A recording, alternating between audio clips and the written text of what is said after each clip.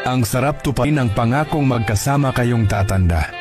Yung tipong kahit may mga kulubot na ang balat at puti na ang buhok, nandoon pa rin ang lambing, respeto at pagmamahalan. Lumabo man ang paningin pero hindi ang pagtingin. Isang pag-ibig na hindi naluluma ng panahon. Bagkus ay lalong tumitibay habang dumaraan ang mga taon. Dahil darating din ang araw na ang mga anak natin ay magkakaroon na ng kanya-kanyang landas. Bubuo ng sarili nilang pamilya at haharap sa sarili nilang buhay. Yan ang realidad ng pagiging magulang at hindi natin maitatanggi.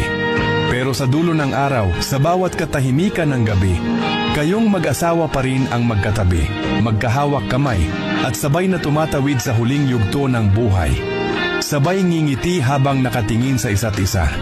Kay sarap balikan ang lahat ng pinagdaanan, mga luha, tawanan, tagumpay at pagkatalo.